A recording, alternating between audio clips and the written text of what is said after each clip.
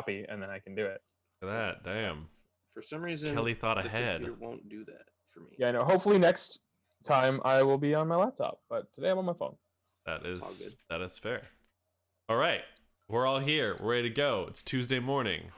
Kelly, take it away, my man. Yes. Alrighty. Hi, everybody. Welcome to Stay Indoors, the only podcast on the internet that I am currently filming on my phone because my laptop is otherwise occupied.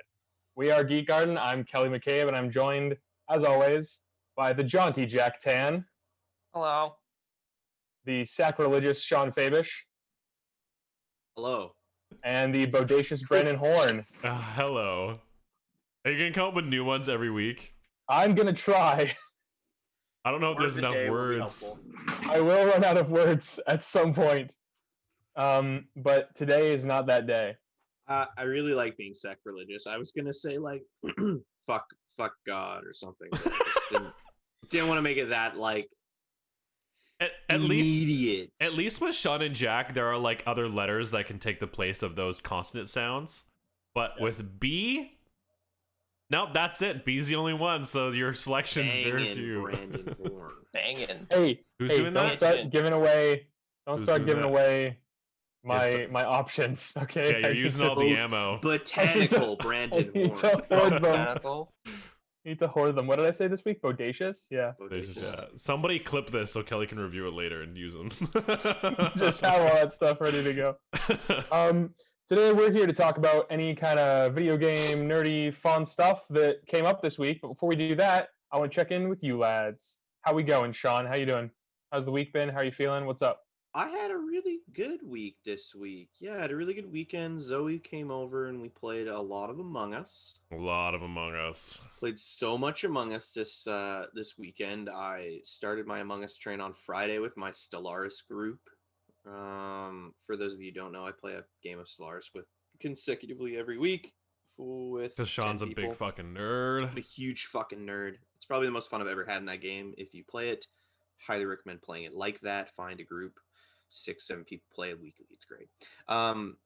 Then on Saturday it was just like Zoe came over and we played with all my family, my sister who doesn't game with us too much, and my two brothers and Zoe, and then we had Brandon and Julie also join, and then some other people, and it was a blast. It was a blast introducing some of these people who don't typically play a lot of video games and who kind of like to take kind of back seats to games and really engage in a game with tools that you've already learned. So that was super fun for me. And then it was a pleasant weekend. We made some pasta on Saturday. We had a good time. It's good. Yeah, it was just a really lovely weekend. It was a really lovely time. Yeah, and then Nice, yesterday man. I destinied with the boys. Nice. I just want to take a side moment to appreciate the luscious locks that Brandon's got going on right now. You. Those are getting They're fine. almost Yeah, mermaid hair. it's like here on me right now. It's like past. Yeah, It's dude. like hitting my collarbone. Well, Yeah. I'm not going to be able to go to work again until probably basically the new year. So I'd really like to be able to at least tie my hair back before that point. Yeah, my- Do it. I believe in My you. goal. I'm really working to try to get my hairs to grow faster. You know, I'm really concentrating on those hairs. If you really Just- push up on the top of your head and just Oh my god. See buttons in Hang the it upside bottom. down so the blood rushes to your head, and Right, therefore and then that facilitates the lengthening Yeah. of the and you do hair. that for as long as possible. exactly. That's how that course. works. Brandon, how are you doing? Aside from having great hair, how's your week been? How are you doing? What's going Well, on? it just can't be bad because I have great hair, so it just makes life just tremendously better in Nice. almost every way. Nice. No. This week was okay. I've been starting to kind of, I'm still adjusting to COVID. It's just like a constant battle, being like, okay, what is it that I am or I am and am not anxious about? What are the different things I need to kind of like put my own walls up to kind of like keep myself at bay? And so this week, a lot of it was kind of understanding my stress levels and kind of putting up those walls where I need to. So like for instance, really brief story. through my work, we also have like a nonprofit, and in order to help us with our really slow summers, usually we get like some funding and stuff from the government to do like these other projects. And I've talked to you guys tremendously about this stuff, so I won't go into crazy detail. But essentially, at one point, we got funding for this like concert series we were supposed to do, and then we obviously couldn't do this concert series because of COVID. Couldn't do gigs, shows. But the funding was still there, and we still got approved, and we still got the funding. And so the funding was like, you still have to put on some kind of event somehow. And so this was like back in like August, and then they were like, you have to put on these shows, and we'll give you an extension. We'll give you like to the end of the year or whatever. You can do it over the winter or whatever, but you still have to do that, right? But in the meantime, there's all this funding, and Tyler's been like paying me administrative hours to do this kind of stuff. And only just this week did we decide to like take a look at it again. And this is like since the end of August, we've been like, yeah, we're gonna do this eventually. And then now it's come up, and now with just like Geek Garden going on and like doing other stuff at work, they're like, yeah, so with all the stuff you're already doing, we're gonna put on a concert series now, and it's just you and you alone. You're gonna put on a concert series. And I was like, I'd rather not do that, because I was not thinking about it at all. And it was really funny because we had a meeting with this guy that's going to help us, and Tyler, my boss, like called me afterwards, and he was like, "You look stressed. Don't worry about it. Like, we're just going to take it step by step, and we may or may not do it. Yada yada yada." And I was like, "Okay, good, because I am overworked and I don't need that." So so it's just like recognizing those things I need to do to kind of like keep myself cool and less stress and stuff, so I can keep enjoying doing this stuff, because I have been really enjoying this stuff, but at the end of the day, it's still kind of work, because I put a lot of time into it, and I have to like put on like I don't really put on like a performance face, but I can't help myself. Like, I had to go like, "Hey everybody, how's it going? This is welcome to the Geek Garden podcast." You're gonna be on a little bit, right? Like anytime you're like expected to kind of like entertain or perform, there's a little bit of that like heightened state, even if it's not like fake. There's still like you're putting extra of yourself out there. Exactly, yeah. Last night I was streaming because we started playing Ghost of Tsushima, and then I just kind of went back and chilled for a little bit, and I was chatting with some people, mainly Naomi. She was asking me audio stuff, and Sean just came up and he joined me, and I had like the blue lights on, and it was like really chill in here, and I turned to Sean and I was like, "Sean, we should do like I was like, we should do like a late show," and Sean was like, "Yeah, we should do like a Scotch night where we literally just like sit here and just like shoot the shit. Like, there's no aim with the show at all. You just sit there, chat with the chat, drink a glass of scotch, and like that's the whole thing." And I was play like, lounge music. Yeah, play lounge music and just like hang out. And I was like, dude, that would be so nice. I think it'd be like a really easy way to still do the stream, but like with like no expectations whatsoever. Like, it's just you just sleep essentially, just sleep on it kind of a thing. But yeah, that was my week, trying not to be stressed and doing better than last week. There you go. You're that. Jack, I know it hasn't been a very long time since we did the last one, because we had to like move the last one up, and then this one's on the regular time, so it hasn't even been a full week.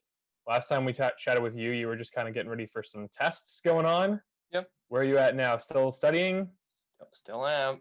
Yeah, okay, cool. Fair enough. That checks out. Rad. And I take it when you're not studying, you're playing Ghost of Tsushima? Obviously. Yeah, that's fair. That's fair. All right, cool. Well, I do want to talk about Ghost today. A little bit. Kelly, how are you? Oh, Yes, Kelly.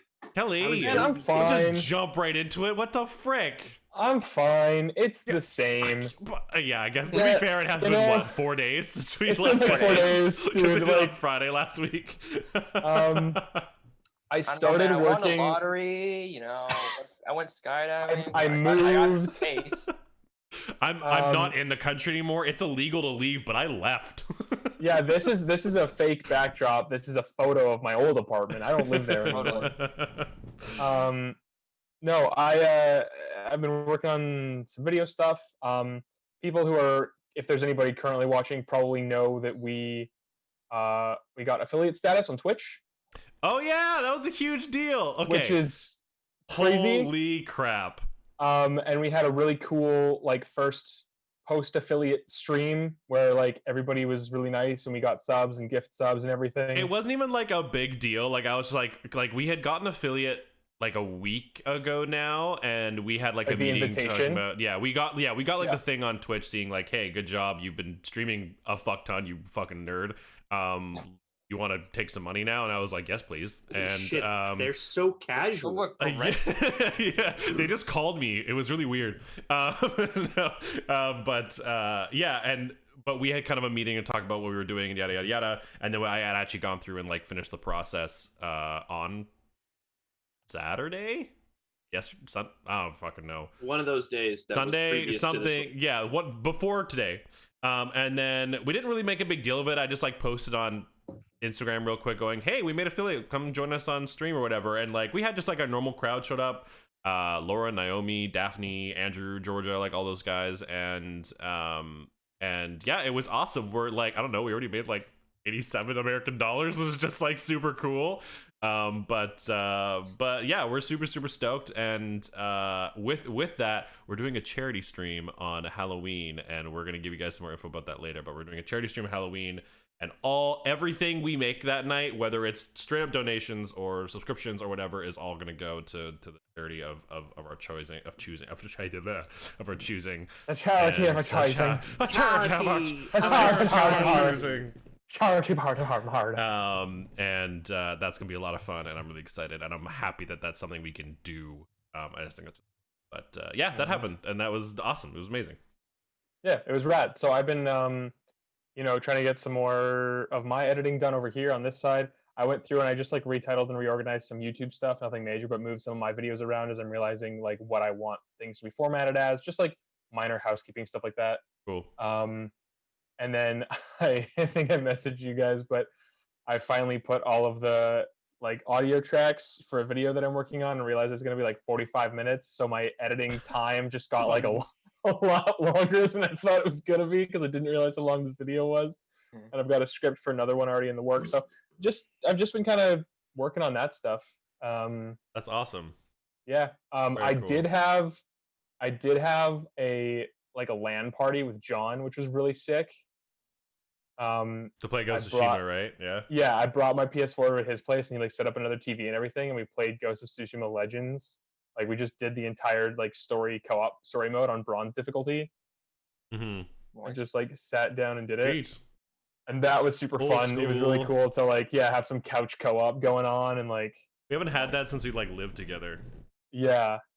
So obviously we've had like a little bit of like Smash and stuff since then, but it's been there just aren't a lot of like co-op games, and we're not going to be bringing our PlayStations to everybody's house all the time. So Yeah. Why not? Why aren't we? hey man, if you want to bring a TV and your PlayStation over to my place, go for it. But Got two arms. Hey man, the dream is Two legs and a still nose. the dream is still at some point that we would have a place again to kind of like, I don't know, host shit like that and like do that with Geek Guard. totally. That'd be amazing. Let's open EXP again. But yeah, so that was just that was really fun, and it's just been stuff like that. Playing a lot of Ghost right now because I think it's rad, and that's me. Sweet. Ghost Yeah. is rad. And I do, as I was saying previously, I do want to talk about Ghost with you guys today. But something like just came up to my attention right before filming that I think is like just traditional video game corporate scumbaggery, and I just wanted to let you guys know about it and get your hot takes. Capitalism. Get those What did spicy Marvel takes. Avengers do now? Oh no, this isn't. Don't worry, this isn't an Avengers Assemble segment. No, this is 2K, the publisher that does all the like NBA games and stuff. 2K Sports. It's in the sport.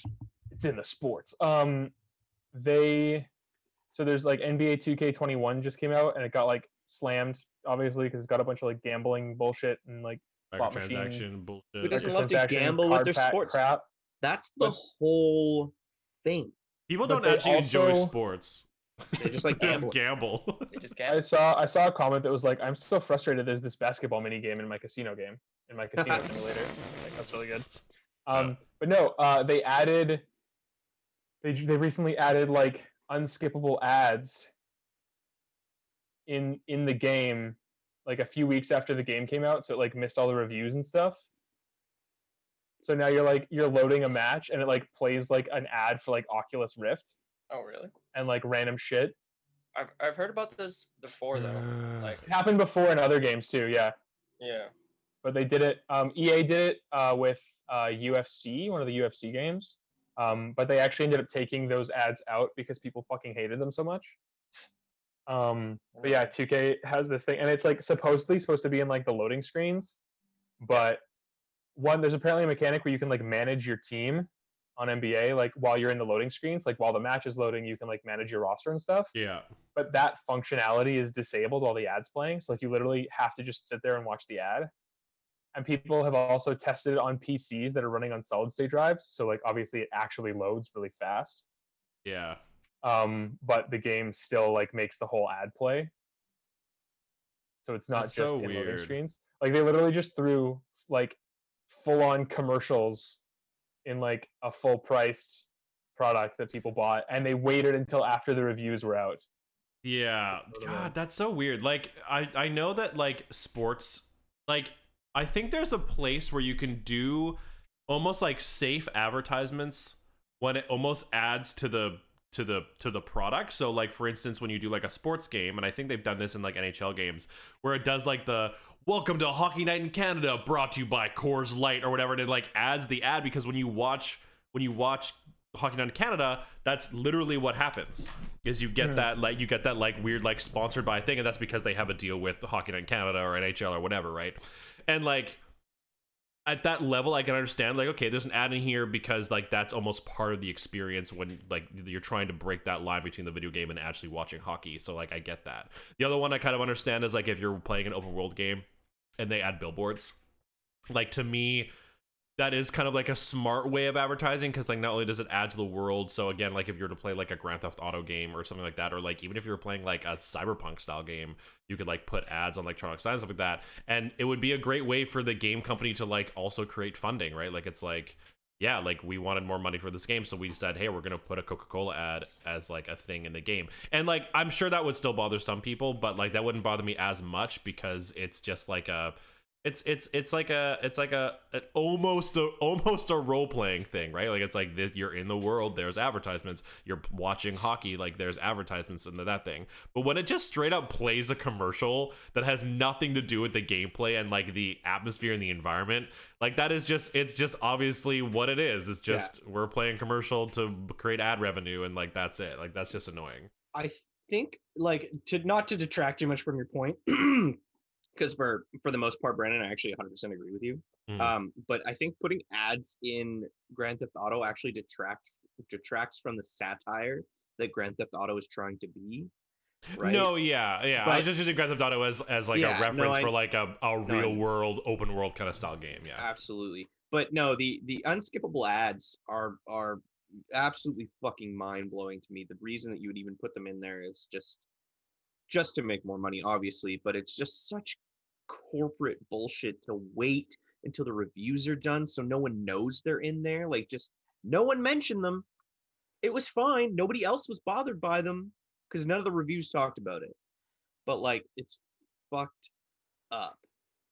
Also, Naomi said she tried to type unskippable ads and she typed unspeakable ads. She's like, unspeakable ads. I was like eldritch horror ads. Yes. Yeah. And then Andrew's like, I have PTSD from it.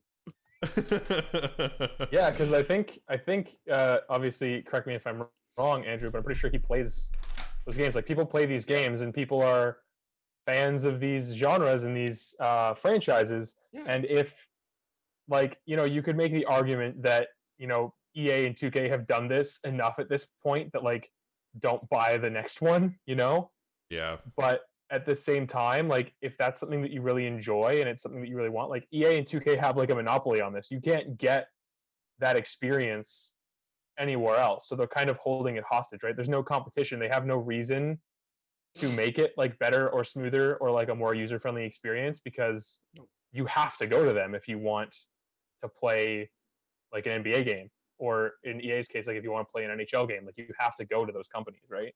It's really weird because EA and 2K used to compete against each other for the sports things, but now they're kind of just took the ones that they're better at. Like I'm pretty sure NBA or EA does like all of them, and then 2K just does NBA, because for whatever reason, 2K whatever NBA game got more popular than like NBA 19 or.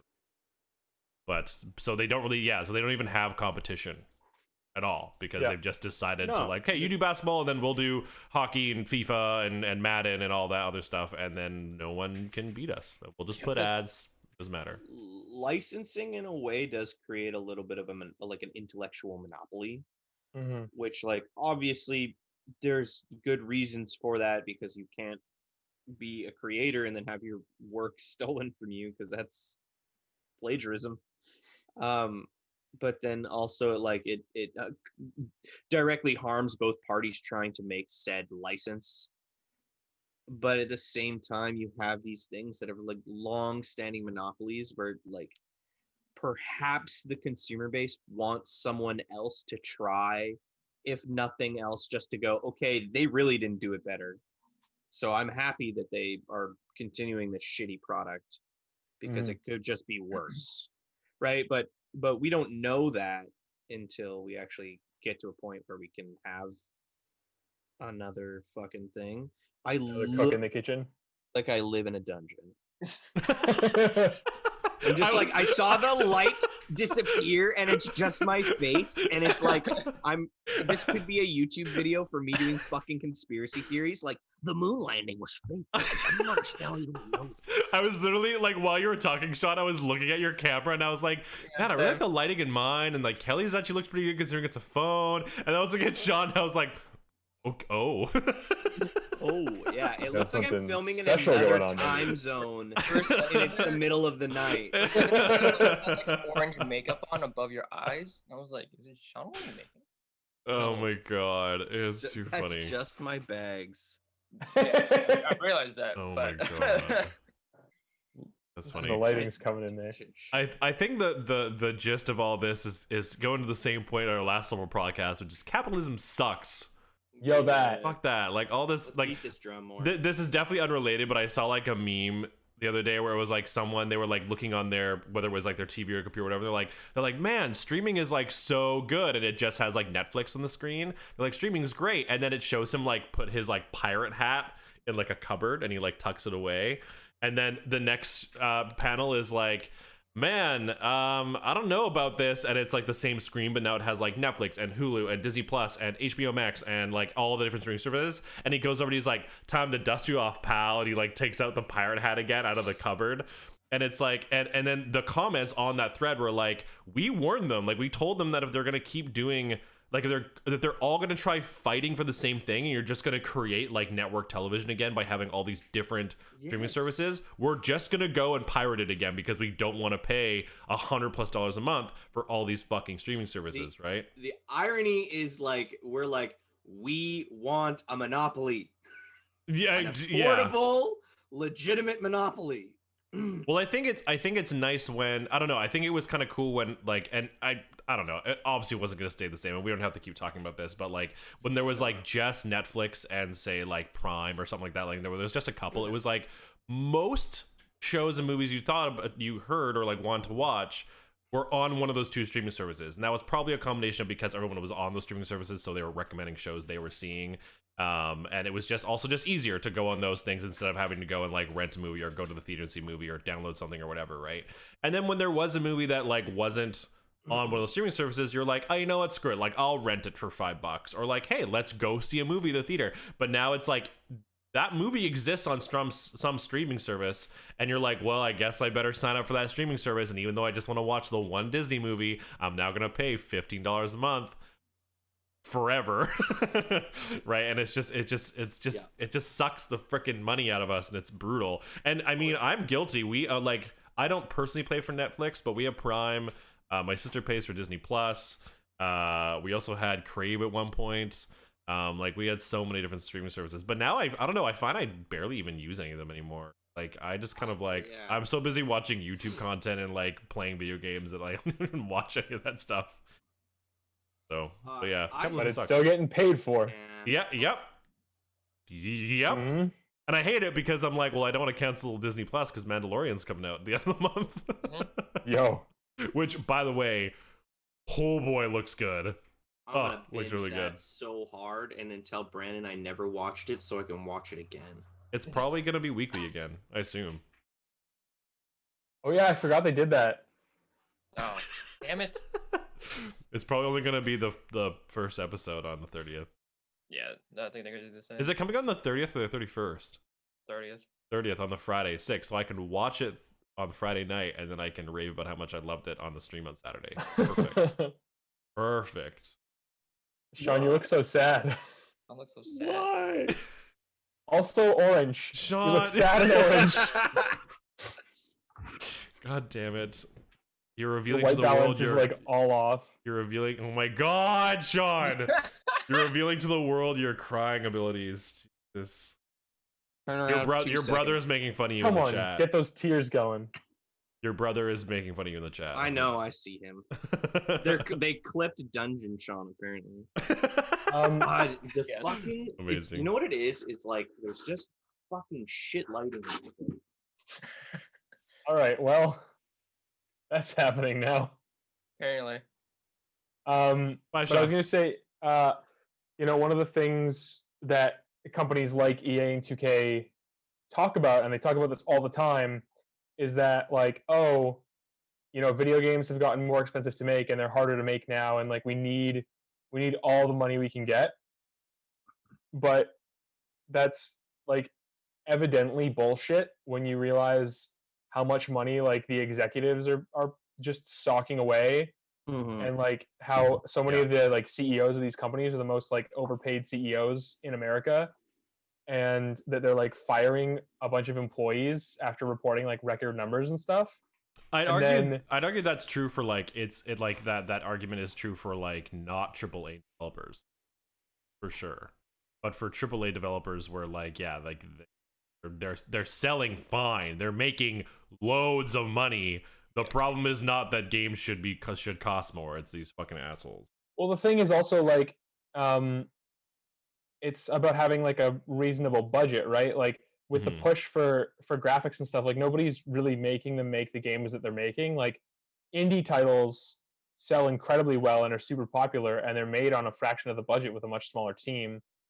And so I think that if you can't make a game and sell a game and make enough money to sustain your business, then you're doing the business wrong, right? Like in no other industry do you go like, oh, I don't know, like cars are like more expensive now, so like we'll sell you a car, but you have to buy the steering wheel separately, right? Like that doesn't happen anywhere else. If you can't make a car at a price that you can then sell that car at and make enough money to sustain yourself, you have failed and you go out of business. Yeah. Yep. And on the same note, if you don't pay your employees enough to live, then they leave, find new jobs that pay them, and then your business fails because you can't afford to pay people to work there. Exactly. Or you keep but trying to cheap but out the by not paying culture- employees. The culture is all about like, if the CEOs are making money and the shareholders are happy, then the business is successful, with like no other metrics of like, our people that work here can't even afford to buy lunch at the cafeteria of their place of employment because they make so little money. Like that should be the indicator that your business is failing, So you have these companies that are adding microtransactions and ads and loot boxes and all these casino mechanics because quote unquote games are too expensive to make. And then you have developers like Sucker Punch who make a single player game that's super popular, that's well designed, that has no microtransactions, that has no garbage in it. They make a Ghost of Tsushima, and then a couple months later, they're like, hey, we also made this co-op expansion, new playable stuff. We made new maps. We have new voice actors. We've made new assets. We've had to incorporate co-op gameplay that we didn't originally make, and it's all for free. Yeah. Fuck And yeah. it's just to get players who didn't buy the game to buy the game. Or to give more for the people who did buy the game. Like this I mean, isn't something Either way. they had to make. Well, right? adding a multiplayer mode afterwards is really smart because say only Kelly bought the game and then he played it and he went, oh my god, it's amazing. Also, by the way, there's a multiplayer mode coming out in October. You guys should now definitely buy it because I want to play it with you. And then that's another 3 sales. Well, that there. is how it worked, except me, Kelly, and Jack all bought it, and then you didn't.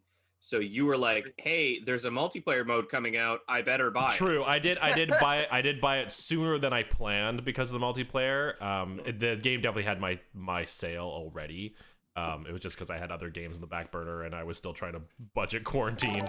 Oh, hey, we got a new follower. Thank you for the follow. Thanks, guys. Hey, But yeah, no, I mean, yeah, that is what happened. And so doing that is in my opinion, a really smart business move. And the fact that they did that also, like, I feel like, I don't know, like the fact that it's also a console exclusive also, I don't know, for some reason that feels important to me too. Like the fact that like their audience is way narrowed because it's just PlayStation, and yet they still didn't go to that microtransaction route. They kind of went like, no, we're just gonna be loyal to the PlayStation boys. Like, yeah. well, I think it also like it just goes to 100% show that like the narrative of like games are too expensive to make is false. Yeah. Yeah. Because like not only did they release a game with no microtransaction, whatever, they then also added like a mode that I think most people who played the original Ghost of Tsushima would have been more than happy to drop an extra $20 on for like Yeah. how much content you're getting in the experience. Like I know I would have 100% been like, oh my god, they're adding a co-op mode and they're going to be adding raids and they've got all this cool stuff. Like I'll give them an extra $20 for sure, but they just dropped it for free, which means that they could afford to drop it for free, which means they made enough money from their single player, like you said, PlayStation exclusive, Yeah. no microtransaction game to fund enough development to then make this content. Mm-hmm. Yeah. Yeah. Yeah, Yeah. And it's like, just wild. yeah. It- And go ahead, Sean. Oh, I was gonna say, in many ways, it just illustrates, I think, the fact that Ghost of Tsushima is a passion project in a lot of ways for that team, because Mm.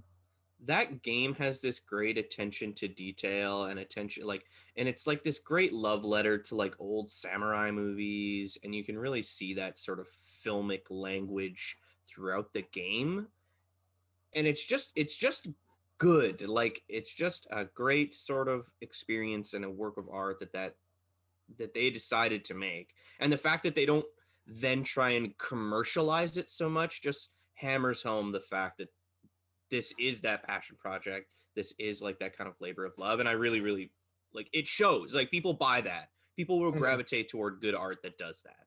100%. I just want to say before we get too deep into it that we want to stay spoiler free for the main single player campaign of Ghost because Brandon hasn't actually finished it. Any and he's working through it. gameplay functions, like I'm not worried about because I've seen like all of you like play a bunch of the games. I'm not really worried about that, but just like actual story beats, yeah. No, there was two things I wanted to say. I think one of them was that I think there's a few shining lights as far as game companies right now, and I think Sucker Punch and CD Projekt Red are probably the two that come to mind immediately. That are like people who are making amazing games but aren't like fucking like drowning their audience in fucking microtransactions and trying to like make more sales. And then I think the comment I was going to make about Ghost is that like because Ghost doesn't push that kind of like, I don't know, there's like no ads or like no extra content, everything. It feels more like a piece of art. Like it's been a long time since I've had a video game that I go, damn, like this is like I can tell someone saw this and was like, I want to make this a passionate project that is a standalone thing and feels like a dedicated, like you said, like love letter to like old samurai movies and like traditional Japanese culture and like all this kind of stuff, right? Like I'm honestly having a tough time thinking about a game that feels that way, like since maybe The Witcher. The last one I think of is probably God of War. God of War, okay, yeah, for Mhm. sure, yeah. It's just a game with that attention to detail, that sort of love. Like you could argue Last of Us Part 2 kind of has that too, because it's not like overly monetized, no transactions, not even a multiplayer mode really. Yeah, I think it's harder to feel that way when it's a sequel. Just because like I feel like in a lot of cases the whole point of a sequel is to then like not that I think that that's what these people were doing, but I think a lot of the cases like the whole reason to do a sequel is because you can take advantage of the popularity of your first game and go, let's do more because we'll sell more and like it'll be great. Not that those games were a passion project, but I think it's just way more obvious with Ghost of Tsushima where it was like, yeah, here it is. If you love it, great. If you hate it, oh well. It was just something we really wanted to do, and I think it's great. And obviously they wouldn't do it if they didn't think it would sell. But it feels really, really good playing it. Well, that point actually, like, I'm not sure that I'd like personally agree with just the idea that Yeah. you don't get like that artistic sense from a sequel. But regardless of whether I agree or not, that idea and that point actually makes Sean's point of God of War even like more resonant with that, because they actually took a big risk, because not only were they taking like a beloved franchise, but they were actually like changing it and morphing it and kind of turning it into something new.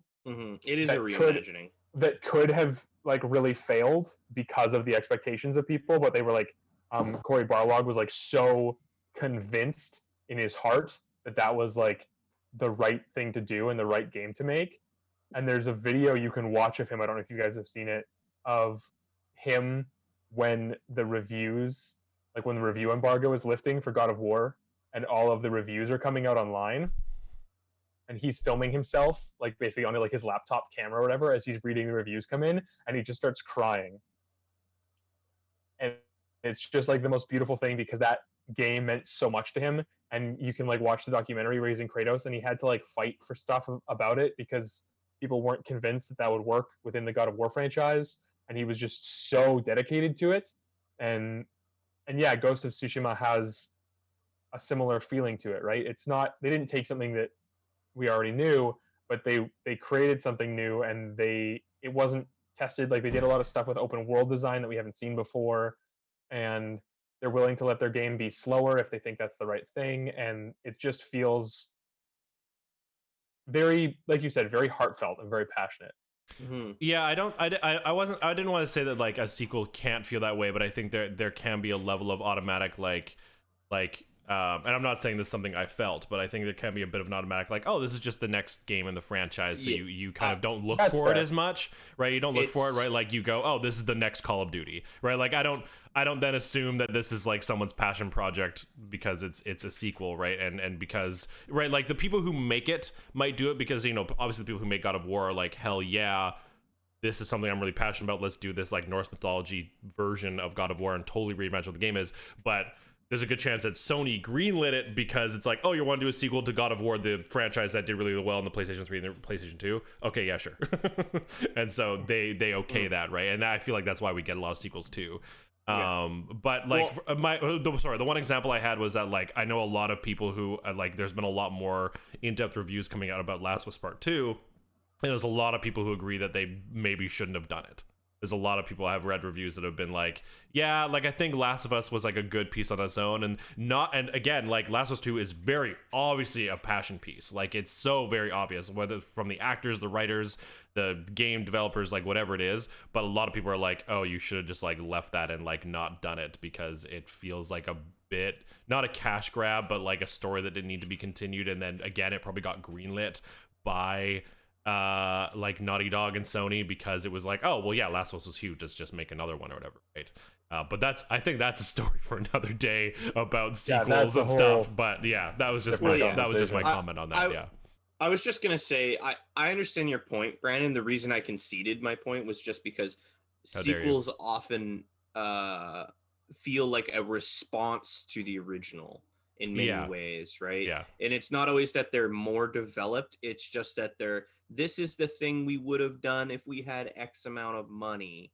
And like this, people complained about this in the game, so like Prince of Persia, like the 3D platforming franchise comes to mind when I think about sequels being in response to sequels. The first one, people were like, oh, it's really good. They're like, oh, well, what's like edgy? How can we kind of like update it now that we're in like the 2002 era? And so they made it super fucking edgy for the second one. Like so edgy. And then they're like, okay, well, no one loves this Evanescence version of Prince of Persia. Let's like reimagine it again. And so then you got the Two Thrones. Yeah, Two Thrones. Yeah, and then that even in itself feels like a response to the second game, which is a response to the first game. So it's this weird sort of Venn diagram of a game genre. Well, the thing is, when you're making, like, if you're making an original game, right, there's no real fan expectation or like consumer expectation or audience expectation. Whereas once you've made a game, you now have feedback, and whether you want it to or not, as a creator, that's going to color in some ways the new thing you make. True. Yeah. Right? Like if we get a Ghost of Tsushima 2, whether it's an actual sequel or just like a spiritual successor or whatever, Sucker Punch will know things people liked or didn't like about the first one. Yeah. And so intentionally or not, and maybe they're really good at curbing that, but that's going to color it a little bit, and it's going to color like people's reactions going into it, because now you're like, oh, I hope it's like this, but I hope this super meticulous tiny thing is a little bit different, Yeah. because I didn't know that going into the first one, but now I know it, and I wish it was a little bit different, you know? Yeah. But I think but when I feel like Oh, go ahead, sequels Jack. like nowadays are like in a kind of like a bad spot because the whole like multiplayer aspect of sequels, especially Call of Duty, because they're the ones who kind of, I would say they're the ones who kind of destroyed sequels because there's so many of them, Just and one after the the other, only reason yeah. they're there is because they made more money. They made money from the last one, so like, hey, let's make another one, and they made more money on this one. Like, hey, let's make another one. Oh They keep yeah, like going. yeah, like the competitive multiplayer sequel thing is just the same as the new iPhone every year. It's Yeah. it's the exact same fucking thing, but you want the new one, so here it is again with a slightly different face. And so there you that's go. why I think like sequels, like when you say this game is gonna be a sequel, you're like, oh, it's probably gonna be bad because people always think sequels are bad. Yeah. Yeah, because the motivation behind them can be just like Brandon was saying, right? Like, oh, Yeah. the first one made money or whatever, let's capitalize on that, versus we have a really solid idea for a game, let's make it. Yeah. Yeah, like I think that I was just about to touch on that. I was like, I think it's the motivation. Like when it's a brand new game, and especially with a brand new IP, it's a lot harder to go, oh, they made this because they think it's gonna sell well. When it's like it's a lot easier to go, oh yeah, like this is a cool idea. Obviously, someone was very passionate about it. They want to do this idea, and obviously they're going to expect it to do some amount of sales because of the company who's doing it, and it wouldn't get greenlit without that.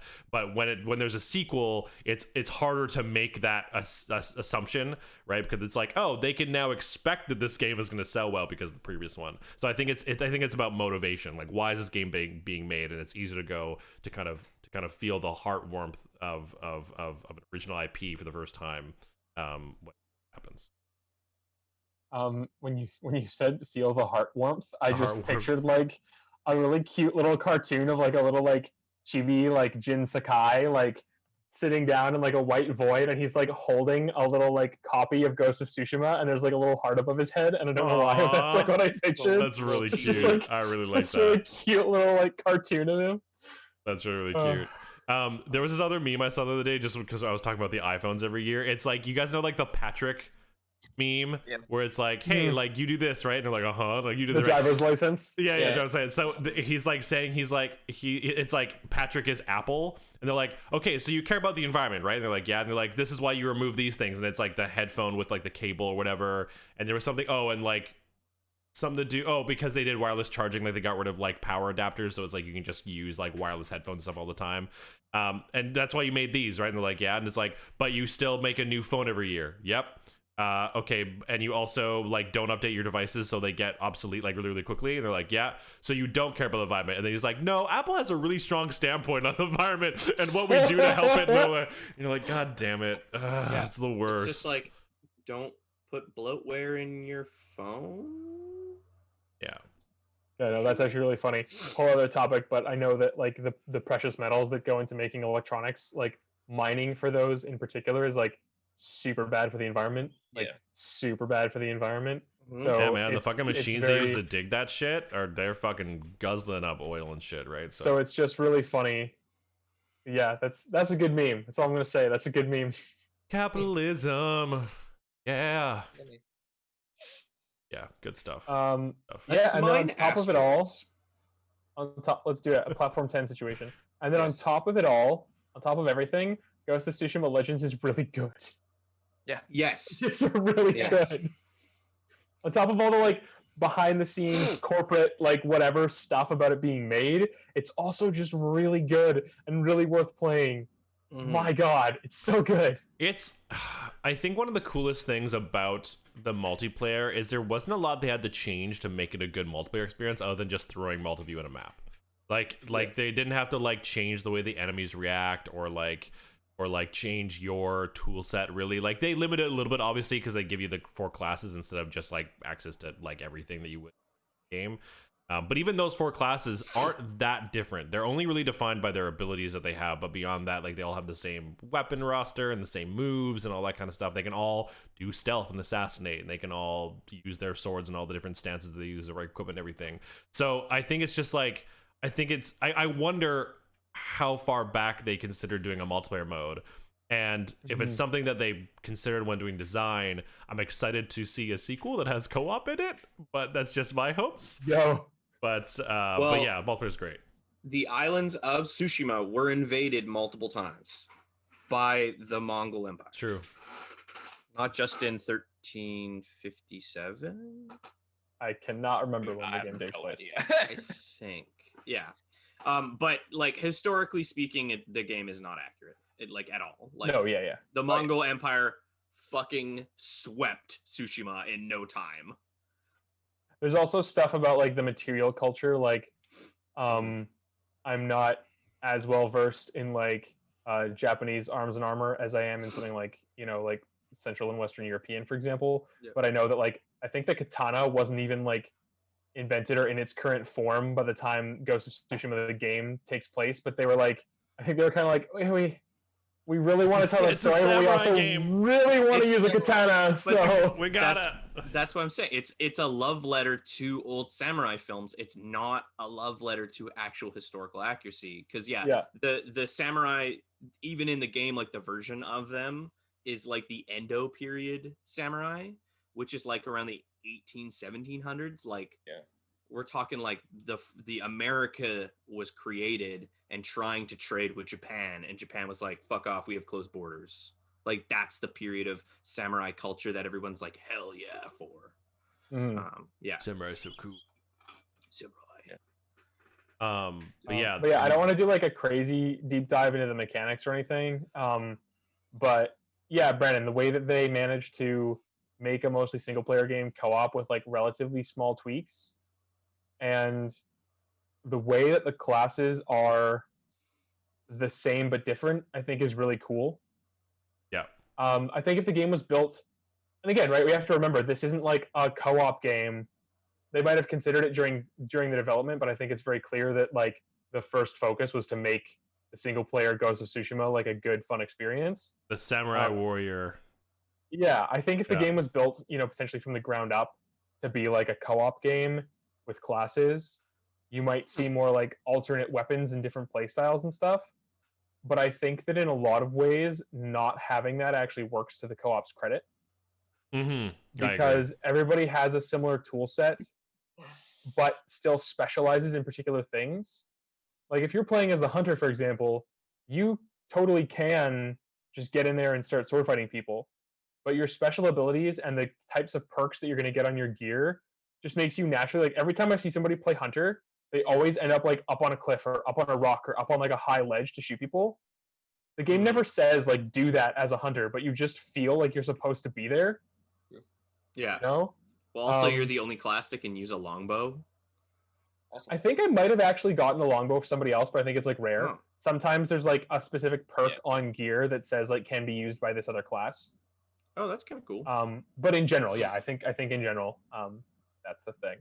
And go again, in that's probably cool, right? sooner. Like they can just kind of like blend that into like how the game already works. Like as a samurai, you can get more swords that allow you to switch different stances. So you're just always going to be a little bit better, just like being in the middle of a fight than any other classes, even though everybody else can totally fight. And like dealing with all the enemy types. Yeah. Yeah, and like even stuff as simple as like spirit pull, which allows you to just like pull health from enemies, Yeah. is like a great way to play like this like tanky middle of a fight character, and you're not gonna go for all those stealth assassinations because your kit just doesn't work effectively if you do that. Yeah, I found as the assassin a lot. I was just like smoke bomb, stab, stab, Yep. stab, stab, stab. Well, I think that's the cool thing is that the assassin can drop a smoke bomb, but then everyone can start assassinating. Yeah. Right? Like that's how Yeah. like intuitive it is, right? Like it's like, yeah, they're the assassin, but like it benefits everyone and they can all get the fucking job done. I just think that's so fun. It's so cool. Mhm. It's a blast. And yeah, I think it just ends up making a really cohesive game. Andrew in the chat just went, yep, better than Avengers. Dude! Andrew before made a good point that Sucker Punch seems like they've matured because they learned from Infamous. Oh, interesting. Yeah. Okay. Yeah, and like I agree. The open world design of Ghost of Tsushima is way better, I think, than Infamous. I didn't play the first two, but like Second Son specifically, I had fun jumping around, but I don't ever remember it being necessary. I was I like, feel like that's a hard comparison just because of like how those It's characters way navigate the different. world. Yeah. like Right? Like true. I remember having a lot of fun as even Cole McGrath in the first one because you could like you get to a certain point where you can like jump on power lines and railroad ties and like zip along them like Electro hmm and stuff. Um, so I think we've always had like and like obviously Delson, you know, when you're in smoke form, you can like zap into those pipes, then shoot into the air, and then switch to like video or whatever and get your wings and glide and stuff. Oh Um, fucking weird powers. The they were powers are weird powers that didn't so make any unique. sense, I but love them. I love them so much. but you know, Jin is off roaming the countryside on his horse, and it's just like a different. Oh I yeah, think it's different vibe, absolutely. I think Sucker Punch also had the benefit that like how many other games came out since or even around Infamous where like that's how you moved as the character. Not a lot. There are some, but not a lot. But like since then we've had The Witcher 3, Breath of the Wild, Red Dead Redemption, all open world games that use horseback riding and like and that kind of traversal. And so Ghost of Tsushima could take a lot of fucking notes and go, okay, what works, what doesn't work, and get that right. Because I'd argue that their open world concept is very similar to Breath of the Wild, as far as just like the way there's just like little things kind of everywhere, just kind of look at, and you can follow the animals, like find a thing or whatever, right? As far as like the concept of, you know, because it's not like a fully fledged RPG like Witcher is, and it's not the game I said Red Dead, and it's not Red Dead. fucking it's it's not. not the atrocity that is Not Red as Dead Redemption. janky as fucking horse riding in Red Dead. I mean, the horse I- mechanics Red Dead are I'd argue really really good, but beyond that, it's kind of just Yeah, I mean, yeah. Red Dead tries. I don't want to give Red Dead no credit because Red Dead tries to fill its world with like neat sort of pop-ups.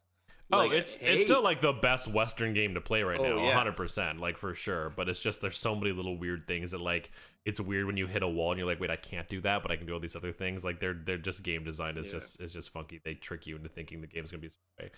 But anyways, Ghost of Tsushima, the fucking Legends is fucking great. And the other thing I really appreciated was when Jack and I did the first co-op mission. I haven't done any of the 2-player story mission stuff. Yo. And like the little things they added, because like I think the really cool thing is because the Legends, I think the one thing that's different between the story campaign versus the Legends content is that the Legends is very obviously like fantasy, right? Because it deals with like Yeah. ghosts and demons and like so they kind of have this like larger kind of like array of things they can kind of get away with because it's just like fun. When in the main story, though there isn't nothing that's like that, it's definitely more grounded because it's meant to be like those samurai films, right? It's meant to be just like you are a samurai and the most fantasy thing about it is that you're just a fucking unbeatable swordsman kind of a thing, right? But the Legends content is like, yeah, like the tethered fucking dudes where it's like you have to kill them at the same time, and like the ones that have like the different like attributes like moon fire or moon sun and storm the or whatever, the attunements or whatever, and like just fun stuff like that, and the onis and stuff. Like it's just so much fun, and I just feel like it's such a small thing to do, but it makes the co-op experience just like so much better. Like the tethered guys is so much fun. That's something that I actually really want to talk about, especially in relation to the point that came up that Andrew made about it being better than Avengers, because it uses its mechanics and even its setting, like you said, like they chose to make it more of like a fantasy setting than the base game, to encourage co-op play. And if you think about like the kind of abilities that like the ghosts that these legends have, the player characters have, you're kind of like weird, like mystical superheroes, right? Like you've got like these crazy superpowers, and like you leap off buildings and take no fall damage. You're like you can murder like 17 dudes immediately. Like the level of like power that you have is really high. But even within that, it really encourages co-op because not only are there interesting, unique places for different characters to shine, right? Like if you're in a certain mission, having a hunter and an assassin, you're going to play that mission very differently than having a samurai and a ronin, for example. But on top of that, it uses those things to create really interesting co-op gameplay in ways that Avengers never does. Like Avengers is like, here's just like a pool of enemies and you can just kind of kill them all. Yeah. And there's a little bit of it where like obviously characters like Iron Man or Black Widow are better at dealing with like a bunch of little small like ranged enemies like drones. It's really cool when like Iron Man flies in and he takes out the turrets, and then Hulk comes in and does a big smash and gets rid of the grunts and stuff. Like Yeah, those there's like a moments little do- bit of it in Avengers. There's like a little bit those of it. moments do happen, and Yeah. to be fair, like I said, this is one of the things that Legends has as a advantage, is that because everybody's move kit is relatively the same, you can really tailor those co-op moments. So those tethered enemies that you were talking about, Brennan, like you really have to coordinate, right? Like you need to be on the ball for dealing with those. And the attuned guys create really cool moments too, because it's such a simple thing, but you literally go like, okay, these guys are green, these guys are blue. I have the green power up, you have the blue power up. We have to like divide and conquer here. Mm-hmm. I can't just like go in swinging and then like carry you. Like we need to work together to get rid of these guys and like keep them off of each other and maneuver in position. And there are cool moments where you end up getting 3 colors that show up at once, and you only have 2 people. Yeah. So both of you have 1 color, and then you're both trying to kind of avoid the last guy. And then I think it was Jack and I had this really cool moment where like, then once we dealt with those guys, he kind of like dragged them away and pulled aggro while I went back and got the 3rd attunement color. So I could then come in and like save him. Yeah. And moments like that just show up all the time when you're playing Legends. These like cool little emergent co-op strategy moments. There was this really like simple moment that happened when Jack and I played where like we cleared out most of the level, and I had the orange power and the orange attunement, and Jack had the blue one, and there were 2 guys left on the outskirts of the camp. And so if I'm on this side and Jack's on this side, the colors we wanted to kill in front of us were opposite. So Jack and I just kind of approached, and then we like crossed paths. We crossed paths, and then we like went up, and then we jumped off the cliff together and like fucking assassinated both of them. But we didn't really say anything. Yeah, dude. Yeah. We just like, all right, there they are, and dead. And we automatically were like, yeah, because I have the orange and you have the blue, so let's get that. That's the ones we're gonna get. And it just created a really cool co-op moment, because like, yeah, it still would have been kind of cool if we just walked up and assassinated them together, but I think it was just an extra like target on their head because they were matching the colors with us or whatever. And so like the crossing was just cool, and the fact that we were both like, okay, well, we have to go get those guys because we have those colors, and like, yeah, it was just awesome. It was great. Dude, it creates so many moments where you just start like communicating telepathically with the person you're playing with. Yeah. And you just like figure out what needs to be done, and you both are like, okay, here's the plan, let's go execute it. There was one really funny moment, at least for me, where, so again, it was my first time playing these cult missions, and you can collect like the scrolls and the Oni boxes. Is that what they're called? Oni boxes? Yeah, the Oni chests. Oni chests, yeah. So Jack was like, oh, it's over here, and he's like, wait. By the way, when we open this, like more enemies are gonna appear. And I was like, oh, okay, cool. And I thought that was like, the way, and maybe this is my fault, the way that I interpreted that was that almost like the difficulty of the level is going to go up, so like more enemies are going to show up like on the map, and so like as we progress forward there'll be like more dudes. But then he opened it and like 6 fucking dudes showed up, and I was like, ah, no. And I just like freaked out, and I died.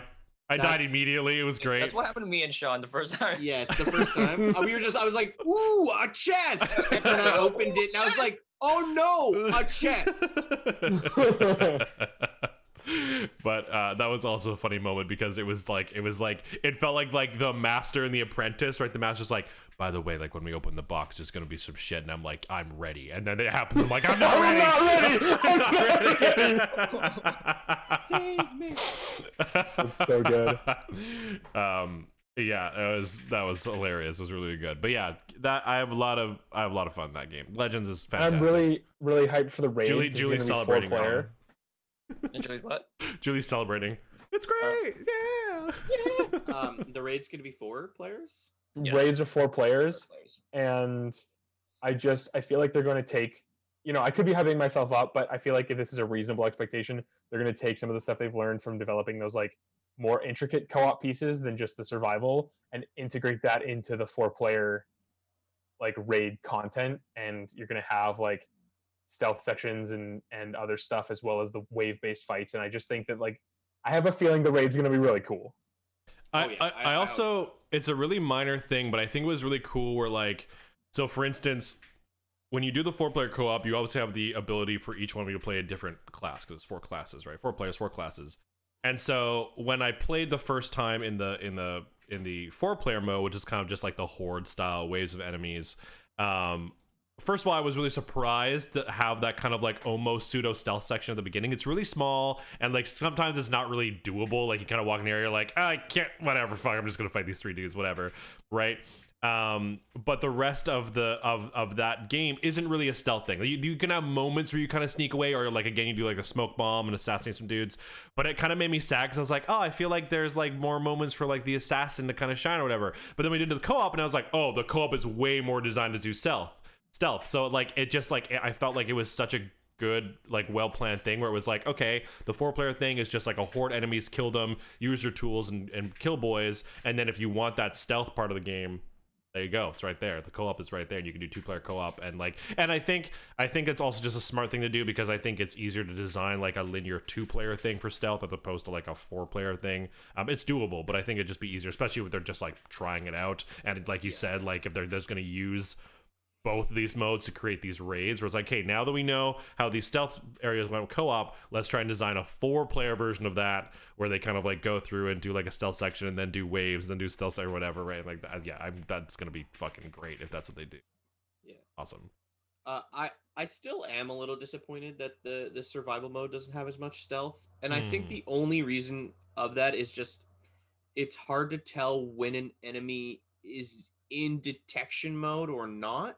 When they start to wave, you're like, can't they, like, I'm hiding in the grass and they obviously don't see me, so therefore your brain is like, okay, well, they don't see you, so I know I can approach from behind the cone to stab them. And the moment you start to approach, they literally just like fucking 180 spin on you, and you're like, oh. And it feels just like this awkward moment of like, you knew I was there, but you didn't say anything. And it's kind of you like, tricked me. It's kind of like weirdly inconsistent too, because sometimes the enemies I find are active to another player's presence, but not to you. Yeah, and then you walk up assuming that they're gonna then like 180 turn around, then you walk up and it's like press square to assassinate. And you're like, okay, sure. I'll just murder him. All right, fine. Okay.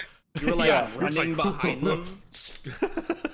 Yeah, I think part of that is, again, just the fact that the stealth system was made for one person, and they've done like a decent job of mapping it to 4, but I think sometimes it just kind of gets weird and it doesn't know what to do. Yeah. I think another problem is like the latency. Yeah. There are some weird spikes, and like sometimes I will be straight up like fighting somebody, and then I see somebody like behind me, like John or Sean or somebody like swinging their sword at like nothing. I'm like, what are you guys doing? And then all of a sudden the guy that I'm fighting just like teleports and is dead beside Sean. Yeah. And I'm like, oh, you were also fighting that guy. Okay. Jack and I had a really weird moment last night where we were doing the mission where you have to follow the cart, and there's like a group of Mongols behind the cart, and the first pair are tethered. It's like you walk up. So Jack and I walked out, we like killed both of those. It was cool. And then we're like, okay, let's walk over to the next pair and like kill them. And then on my screen, I assassinated a dude, and Jack just stood there. And I was like, Jack, what the hell? And then on Jack's screen, he assassinated a dude, and I just stood there. And I was like, what the hell? Like, and so they all spotted us, and then we ended up being in just like a brawl or whatever, right? Actually, while we were playing Jack, Josh actually had pointed out that I'm pretty sure it's because we both accidentally assassinated the same person. So it played the animation for me as if I killed them, and it played the animation for you as if you killed them, but then we actually just killed the same dude, and then it just looked like the other person did nothing. But it was really funny because we were both like, what the fuck, dude? Like, you fucked it up. Like, why didn't you kill a dude? Like, it was just really funny. I think it might have been a latency thing. Yeah, I've definitely had that happen where, like, you know how sometimes there's like a kill animation in Melee where they like get the sword in them and then like kind of like force them off or pull it out or whatever. Yeah. I definitely had that happen where like I'm doing that animation at like the exact same moment that an assassin comes down from like 12 stories out of fucking nowhere and kills them, and then it like plays the assassination animation of them like dropping them to the ground, and I can see that they're doing that animation, but the guy is still like on my sword as I'm like finishing him off. So there's definitely like some little bit of jank in those like specific moments. Yeah, at least it doesn't break though when the animation's like yeah. And I think the fact that like the game isn't really like based on combos or anything makes it not really that much of a big deal. Yeah. Right? Like it would be super frustrating if you were trying to get like a combo up so you could use a move and you're like just about to hit it and then somebody flies out of fucking nowhere and kills the guy instead. Yeah, it's definitely more just like, did you hit him or did you not? And that's really about it. All it is. Yeah, I had a similar moment where like I would like assassinate someone, and then another player would just like run up and just like hit him normally, and it would like knock him out of my assassination animation, and like he would just be killing him with just like regular sword hits. But then for me, I'm like still on the ground, and I'm like slitting his throat, but there's nobody there. I'm just like slitting air, and I'm like, oh, okay, cool. Well, I'm just stuck in this animation now. I'll just wait for it to finish. Whatever. The game doesn't explode, so that's fine. But yeah, exactly. But yeah, Legends is fucking rad, and it's free if you own the game already, and it's just I straight up upgraded to the deluxe edition. Yeah, I should do that. right. You were saying that, Like, yeah, because of Legends. I was like, man, like they did this for free, but I want a reason to give them my money. I don't feel like they're like trying to squeeze money out of me. They're not trying to like psychologically manipulate me to like get me on a treadmill or anything. They're just like released good content, and there was like a way for me to give them a bit more money, and I was 100% happy to do it. because like, the digital deluxe doesn't come with like a whole lot. It comes with like a new armor set, which is like blue and gold. It's like the Legends of Tsushima. It comes with the digital art book, and I think it comes with like one extra like skill point or whatever for the campaign. It comes with an extra skill point, which doesn't affect me. I wouldn't have used it anyway. And then it comes with a new horse and a set of like a new saddle. Right. I took the horse. Yeah, it's like a brown horse, right? Yeah. It's a brown horse. Yeah. It's that which as well. didn't like. I would have liked to have had the option, but I would have used the white horse regardless. 100%. Jack, what horse did you use? I used the white one. White one. And Sean, you did black. Yeah, you picked the black horse and named it Shadow. You fucking edgy Fucking bullshit. Edgelord. Edge boy. Edge boy. Yeah, I took the white horse and I named it Trust. Noble. Yeah. Woo! I did Trust too. The other one. I can't remember what it was. There's also Sora. Sky? Sky. Yeah. Yeah. I took the brown horse and named it Trust. Just want a Also, little boy. There is a new horse if you do New Game Plus that is only in New Game Plus. Oh. What color is it? Oh yeah. Wait. Hold up. Can we? Because New Game Plus also came with the Legends update, right? Yeah. So here you go. Here's New Game Plus, which, by the way, so many other single player games in the recent has like that was their first big update, right? Like God of War, Jedi Fallen Order. I feel like there's another one I'm forgetting. That all do like, all right, you guys asked for it. Like here's New Game Plus kind of a thing. But Ghost of Tsushima or like Sucker Punch is like, oh yeah, here's New Game Plus, and here's the multiplayer mode. Here you go. Also, it's worth pointing out not only do they give you a new horse, but they actually added a whole bunch of new cosmetics. Some of them are like costumes that were worn by NPCs in the main game. Oh, okay. That you can now unlock. But they also added like new armor dye variations to a bunch of existing outfits. Very good. And they added this new collectible called the Ghost Flower. So anything that normally gave you like the haikus that give you headbands, or the bamboo strikes that like upgrade your resolve and stuff, or the hot springs that used to give you more health, all of that stuff now gives you ghost flowers, which you can use to buy the new upgrades or the new cosmetics. That's fucking rad. So they like created like a new like end game economy essentially in the game. So you're not just like, oh, I guess I gotta go do this stuff because like I gotta do it again in New Game Plus. But you're like, oh, doing the same event actually lets me unlock new shit, which is super cool. I love it when games. That's so smart. So smart. It's super cool. Smart. Make your game replayable. It's so genius. Yeah, I love it. New Game Plus is the easiest way to do it. Like that's the thing I even love about like Bloodborne and Dark Souls and stuff. It's just like, hey, when you're done the game just starts again, and you keep all your shit. I think Dark Souls, like all the Soulsborne games, almost had it like just innately from their game design and why people love those games. It was so easy for them because it's like, okay, you play these games because they are like a challenge. Like you have to go through these games and learn how the enemies work and how the levels are designed, all that kind of stuff. So when you try to play it again, it's gonna be harder. And they're like, yes, give it to me. And it's just it's such an easy way. Like I think it's really funny because I think a lot of the time we complain about how when difficulty spikes go up in games, all they do is like throw more enemies at you and like increase the health bars of those enemies. When to a degree, not exactly, but to a degree, that's exactly what Soulsborne games do, and they're like, this is perfect. This is exactly what I want from it. The interesting thing about Dark Souls in particular, right? You were talking about how part of it is like learning the game, learning enemy attack patterns, and learning the environments. So like a new game plus playthrough of a Soulsborne game is like fundamentally different. That's true, because you know it. Because you know it, and like it's just a different thing. Where you're trying to remember it. Yeah. That item was around this corner. Where the fuck was that? And upgrading your gear and stuff is a big thing too, right? So like being able to deal more damage. And, like you take the same character and constantly progress them, and like you can. What is the max level in the games? Is there one? I don't think there is a max level. It just constantly scales, right? Gear upgrades and stuff soft cap, so like eventually you start to get like a smaller increase, like the curve starts to flatten, diminishing a little bit. Returns. Yeah, but I don't know that there's a full-on level cap. There must be one. I think it's 999. Yeah, I think. It goes until the digits can't go up any further. Yeah. Bloodborne.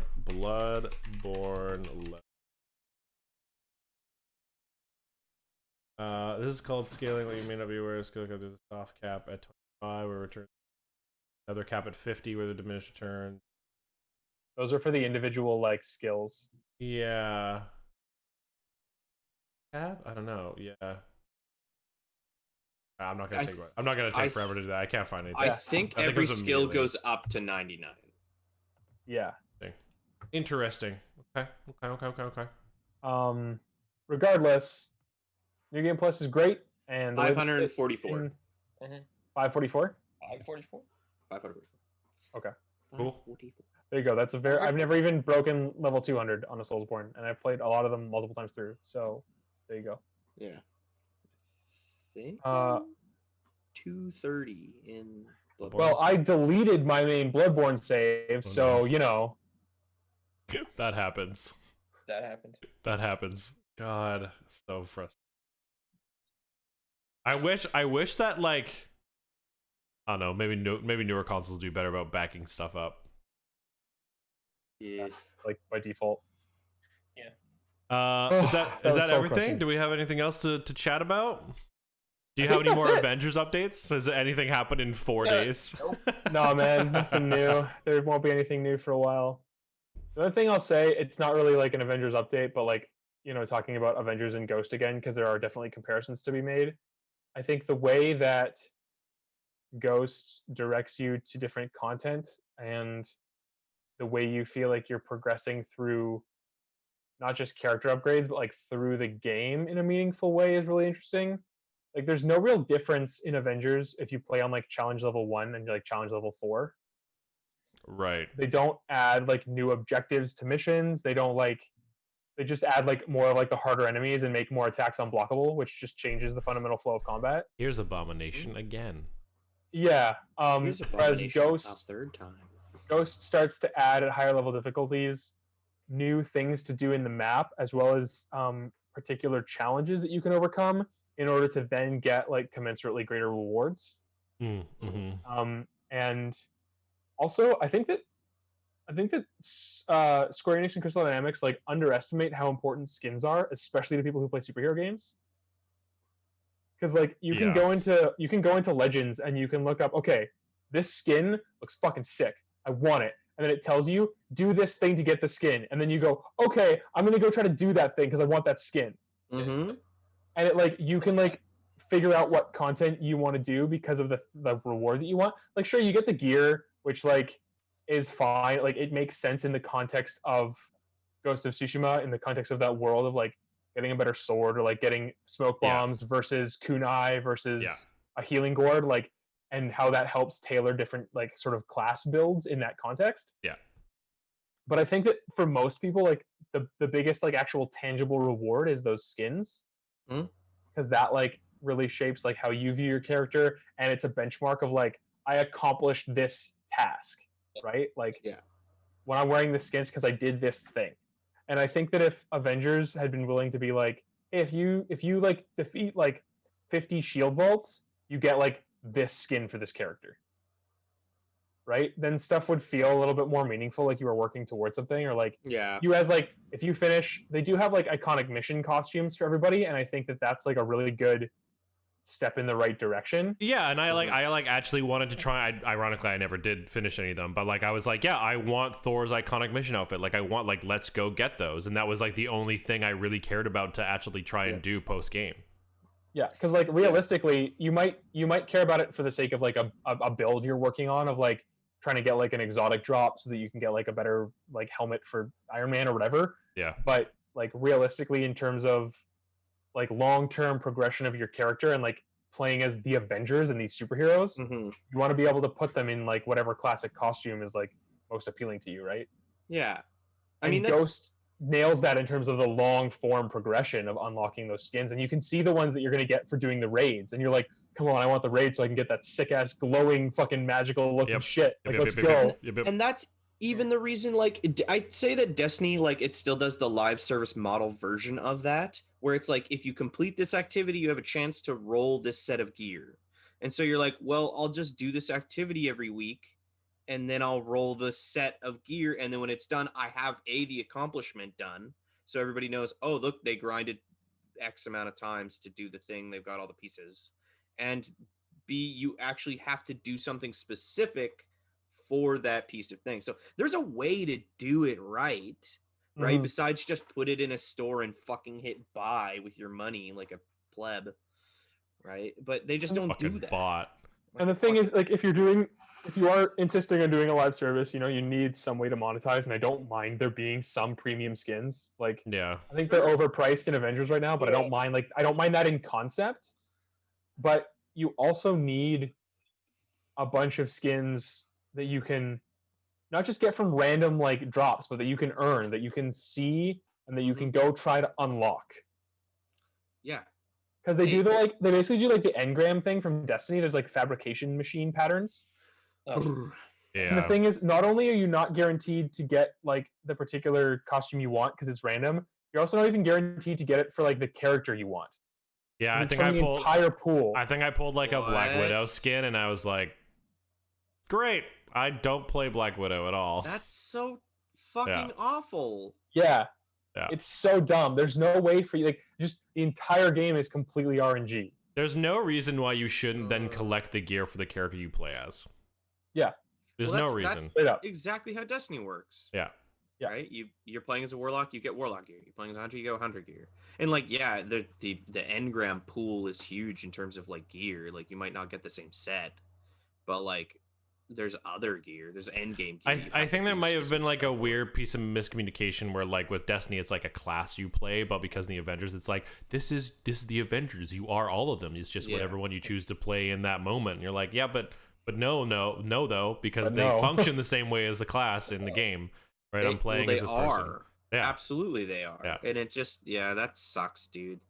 That fucking sucks. Yeah. Like it's they'll brutal. they'll figure it out in a But year. they shouldn't have had to. No. The work's been No? done for them. The homework's finished. They just had to copy it, and they didn't do that. They did it, but bad, and that's all. And people are just gonna be like, "Well, this game's got nothing for me," and they're gonna be like, in a year's time, you're gonna be like, "Hey, look at all the shit we have now," and you're gonna be like, "Yeah, but you're gonna want me to like buy the second version of the game, and I don't want to fucking do that." It's mind-boggling to me. Like we talked about that last week. We're like, did you not see Anthem? Did you not see Battlefront 2? Like it's there. Why aren't you learning? Why aren't you taking notes, you idiot?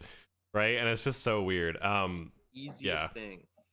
The other thing I was going to mention was that like in Legends, like, I mean, I think there's a lot to say when like, you know, when a game comes out and it gives you, you know, the single player campaign, which is fucking amazing, that if Legends had then released and they went, you know, say they went, hey, like it's an extra $10 for Legends or whatever it is. Like Kelly, you were saying that you would have like very easily spent $20 to get the Legends DLC, but it's free. But like say Legends was $10 and then they're like, yeah, okay, so like let's say for instance the 3 raid skins, instead they were just like 3 premium skins and they were like each $5. I'd be like, yeah, I'll buy one because your game was fucking great. Mm-hmm. So I'm gonna buy one because that skin looks fucking cool. And there's only Yeah, and there's it's only also- and there's only 3 of them. Like I think that's also important. It's like there's all these other ones that if I like these ones, like it tells me how to unlock them. And like so for instance, when we started playing, I saw that like to get the pedal effect for the sword, it was like, oh, use 5 items, like buy 5 gifts and use them in the co-op mode.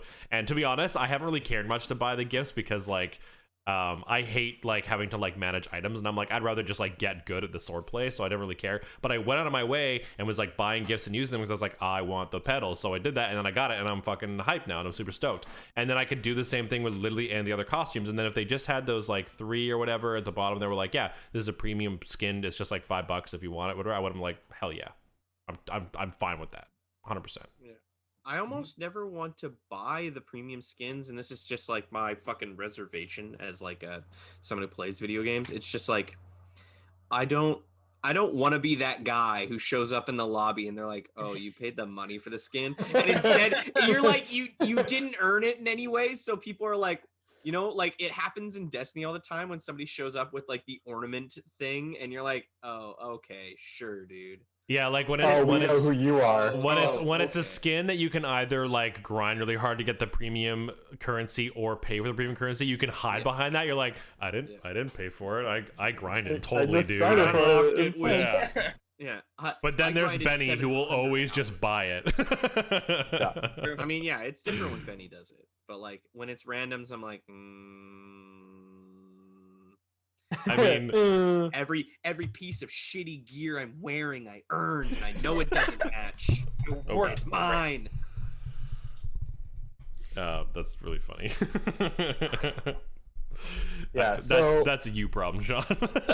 No, absolutely it is. I'm not saying like, oh, fuck those people. I'm just saying that like They're that's the my issue. worst. But again, like, it's- That's why I don't buy skins. It's the context, right? Like if a game is like good enough or like offers enough value, like I said, I upgraded to the deluxe edition not even because I needed to like I've already beaten the game. I'm in New Game Plus. Like I don't really need any of those bonuses. I've got a bunch of skins unlocked, like whatever. But I was just like, I don't know. I feel like I should give them money because of Legends. Like I'm having so much fun. Like I feel like they deserve more of my money, right? As opposed to like this game is like psychologically manipulative to like trick you into wanting to spend more money than the game really deserves of your time. And again, if Legends dropped for free and there was like a couple skins I could buy, I would have been like, okay, cool. That's where I can like direct that. I can be like, hey, I really appreciate this product. Have some more cash. Whereas like something like Avengers, where a bunch of the skins arguably aren't great, like they just aren't super like comic really inspired. They feel kind of like low effort in a lot of ways. A lot of cap skins. And then and then on top of that, a bunch of them are in like the marketplace and they're asking for like $14 It's fucked. Yeah, it's like $20 Canadian. for It's like fucking Cap wearing like a tactical vest with rolled up sleeves. Yeah. When that used to be like a DLC pack back in the day, Back in the day. right? Yeah. Now, that's the equivalent to 2 Halo 3 map packs. Yeah, like you would have bought like the pack, and it would have come with like the theme skin for all the characters in the roster, and it would have been like $7, $6, $7. 100%. Also, it's worth noting that they do a bunch of the like the recolored skins, right? So you can get Cap in a tactical vest, or you can get him in a tactical vest in like desert colors, or you can get him in a tactical vest in green. And those are all separate, and they all cost money individually to buy. So stupid. Also, something that I totally forgot about, but I guess like the original color of the gladiator skin for Hulk is still not available in the game, even though we've seen it in gameplay. Oh, Huh? Yeah, so the gladiator skin, like the one that's based off like the like Planet Hulk or like Thor Ragnarok, Mhm. like Hulk, we saw that in a gameplay video like before the game released, and that version of it is still not available in the game. There's a recolor of it. There's like a gray recolor of it, but that's if it shows up in your store. I think like you just have to like hopefully that it Yeah. shows up and you can buy it.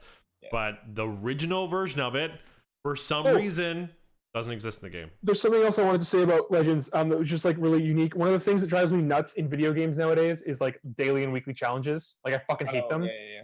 Like your video game is not a fucking job. I paid money to enjoy a product. Stop like making me show up for a certain amount of time to do your fucking bullshit. Yeah. Let me just play the fucking game. Yeah. But Ghost of Tsushima has daily challenges, but they don't reset when the next day starts if you didn't finish them. Yeah. So like if it this just challenge keeps is them like until you finish them. if it's like air assassinate 50 people and you got to like 40 and then you're like I have to go to bed or like whatever, the next day you can just get the next 10. You're not like, well, I fucking wasted that time. Yeah. So it's just like way more fucking like player friendly Yeah. of an implementation of that. Yeah, I'm and like, I'd fuck argue that shit, man. I'd argue that challenges like that, like, because I think challenges are a good thing for video games because it gives you, for those people who like completing things and like getting things done and like being, it's that dopamine thing. yeah, like being quote unquote like productive within a video game. I think that's really good for replayability, right? Like when you come on and there's like new side quests in the game that you have, like you know, Sean, when you log into Destiny, there's like more things to do because the game like added some more quests or whatever, right? I just don't do half of them. Yeah, no, exactly. But when they're like rotating daily quests, it's that fucking awful FOMO thing, right? Where like I'm like, okay, well, I fucking missed out on that, and now I won't get access to that extra gear or extra currency or whatever because I didn't do it. Or yeah, like okay, well, I'm almost done it. It's 1 a.m. Fuck, I have this thing in the morning that I have to get ready for. But me, the fucking dumb, goopy, goblin brain fucking gamer, is Hey, going to somebody watched an Achy Jakey video. is Goopy going Goblin to gamer brain. yeah, is gonna stay up and finish that and fucking deprive myself of sleep because that's how fucking goopy goblin gamer brain I am, right? And it's just stupid. But when you have ones like Ghost of Tsushima where you, or like Legends where it just doesn't rotate, like it just stays there until you do it. And so there'll always be more quests for you to do, but they wait for you. They're polite, right? They'll go, hey, you should do this because you're gonna get some extra stuff for doing it. But if you don't want to do it, you don't have to do it. But we're gonna wait here until you do. It respects my fucking time as a human being with like a life and other shit to do. Yeah. And it's not trying to like bully me into spending more time than I want to on their fucking game. Like I don't think many of us are really, and I think it just maybe because you know our age and just because we're so fucking used to it now, but I don't really think any of us are the type of player that does kind of fall into that FOMO kind of thing where we go like, fuck, I gotta hop in this game and do the thing. But when Jack texts me and go, hey, by the way, this like fucking challenge is on in whatever game it is, or like in, you know, maybe there's like some challenges to get done in squadrons or whatever, I go, there is a part of me that goes, fuck, damn, I gotta get on there because I haven't done any challenges in a while. But I don't because like I'm like, no, I'm a human being and I have some other shit I gotta do. But like I 100% have that fucking feeling where I'm like, I gotta get on there and do that because if I don't do it now, I'm gonna miss my chance. I'm like, oh no, and it's stupid. Well, dude, I was like a hardcore completionist when I was like a lot younger growing up. Like I had to like collect all the little fucking doodads and like do all the challenges in the game and get all the fucking shit, like all the stuff I needed to get. Everything had to have a little check mark beside it. Like that was me. But games like fucking broke me. Because like every single video game is asking you to play all of them all day, every day. Yeah. In order to get all the stuff. And you just fucking can't. It's like fucking calm down, man. Yeah, it's the problem with open world games. Like, I'd argue there was a time where we were doing that with For Honor. Like, we were essentially going on and like doing the fucking all the different things we could do. So we could. I mean, that one was fucking because we were like, we want more steel so we can make our knights look fucking cool. And like, at least For Honor, like, I have a lot of problems with For Honor, but credit where it's due. Any like orders that you have equipped at the time stay there. Yeah, they don't go away, and progress stays. So if you've made progress on them, you can still finish them. The thing that always happens to me though is like, so every time you get a new batch, and I wish we wrap this up soon, but like every time we get a new batch of orders in For Honor, there's one of the ones that are really easy, like get eliminations like any mode, get up some revives, get some takedowns, blah blah blah, right? And then there's the one where it's like get so many kills as like an assassin, or like get so many kills as like this character, and like, or like this faction or whatever, and they're just like a faction, a character type you just don't really ever play. And so like you get through all the ones that are easy to do, and then you're like still days before the next rotation, and so you just equip the other ones. You're like, hey, like if I get around to these ones, like that'd be fine. And then you get on to play again, and like it's rotated, and all the new ones are there, but you have like these old ones equipped, and you're like, but if I unequip them, they're gonna go away. They're gonna delete. And you're like halfway through. Yeah, and I'm like, should I don't really want to play a samurai right now, but I only have to do 5 more matches. Like, should I just play as the peacekeeper and get it over with? I have no problem. This I guess like I don't have this problem because I have no problem abandoning something that's half done.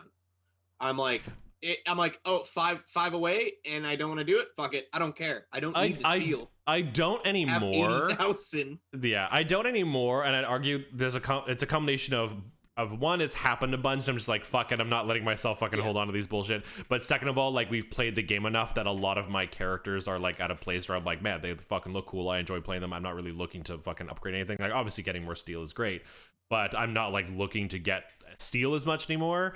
So I'm not really got that drive to do it. But like, yeah, at the beginning I was like, well, I'll just keep that at like 24 assassin takedowns on because I got 10 already. So let's just fucking wrap it up. Let's just do it. But yeah, fuck that. Yeah, no. Just Dude, the FOMO in me is real, like straight up. It's so real. Yeah. Even if something that's like I know intellectually is like completely inconsequential. Yeah.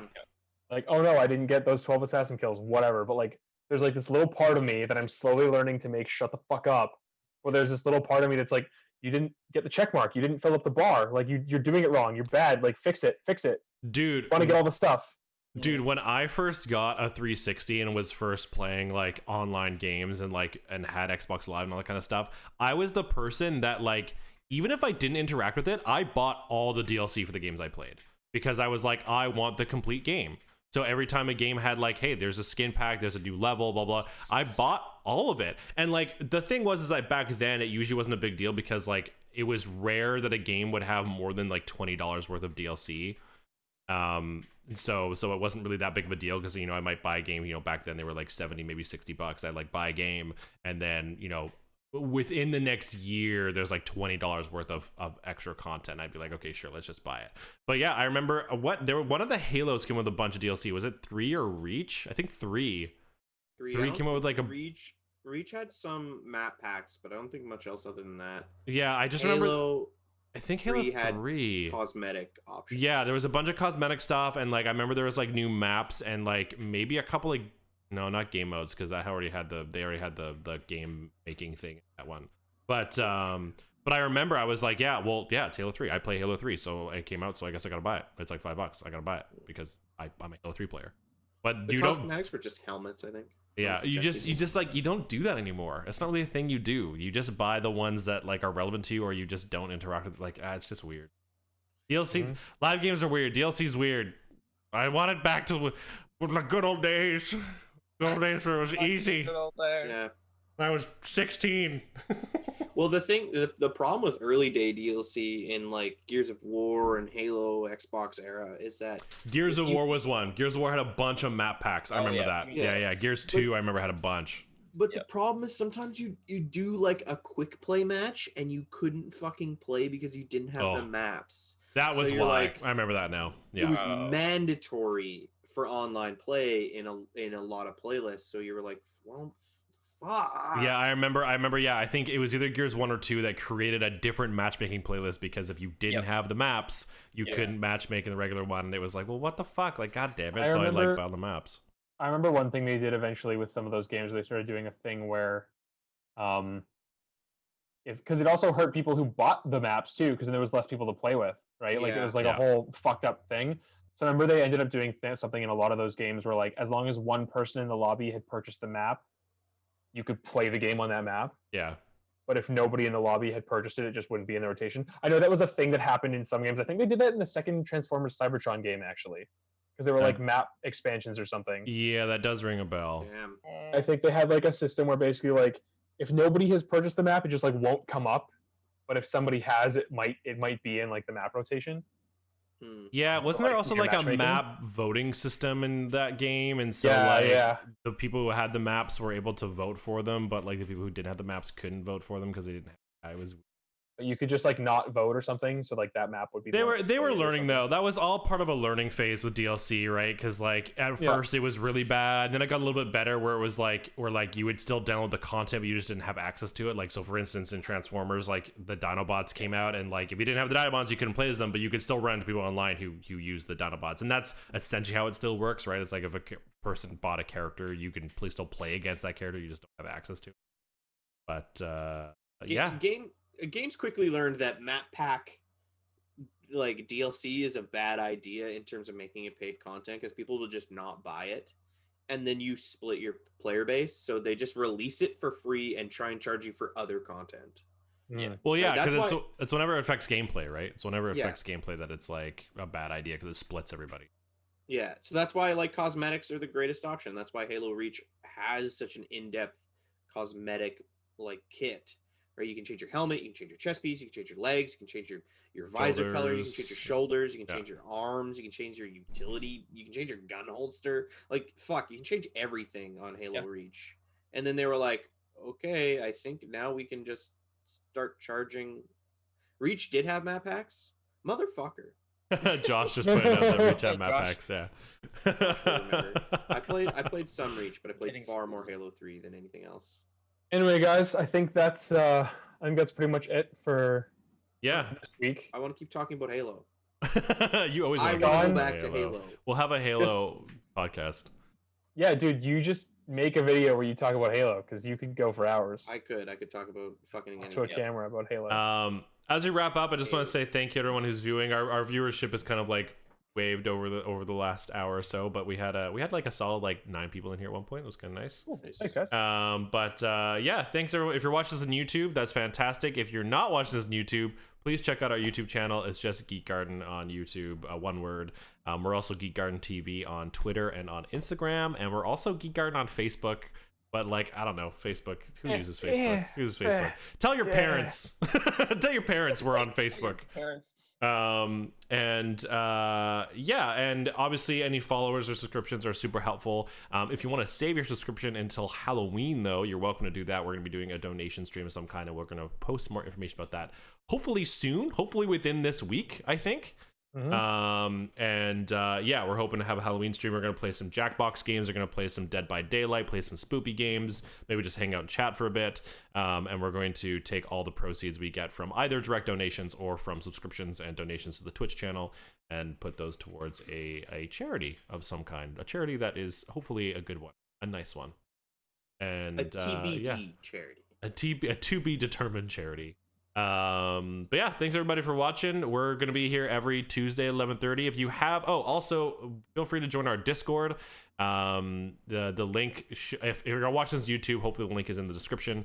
If you're watching it on Twitch, again, if you just chat Discord, there you go, Sean did it, put the exclamation mark Discord, the link will come up, and there you can chat with us. You can send suggestions for these podcasts. You can always give us suggestions there. You can even give us suggestions on what video games to play. If you ever want to play with us, you can hang out and chat with us and play some games. We play Among Us all the time. We play all kinds of games, so that's the place to be. And Uga just got here. Wait, well, hold up. He said I just came, so. Yeah. Oh, and now it's ending. Okay, so he does mean the thing I thought he meant. Okay, cool. Sorry, Ugo. It starts 11:30 PST every Tuesday morning. Now we're still trying to figure out our schedule. But Tuesday. Why not do one Tuesday off, because I think it's in November, but. We'll figure that out. We'll Jack, cross how that bridge dare when we you. come to it. And I want to get down to scheduling some other stuff too. I want to like pick a night that like I definitely sit down and just kind of play some games. I'd love to pick a night where like Sean, I don't know, does his freaking fanfic readings. I don't care. Just try and come up with a bit of a schedule. Maybe there's a night where Jack does some like hardcore fucking, I don't know, FPS gameplay. I don't know. Jack, you need to buy, we need to save, all subscribers, any money you subscribe with us to is going towards a PC for Jack so he can play Flight Simulator. Yo. That's the goal. Yo. That's the goal. That's the goal. But yeah, anyways, thank you everybody. Thank you guys. Love you guys. We'll see you all on the stream on YouTube or next week during our next podcast. Yeah. Cool. All right. Good night. Bye. Good night and goodbye, Farewell. everybody. Good love. Stay safe and be good. Bye. Of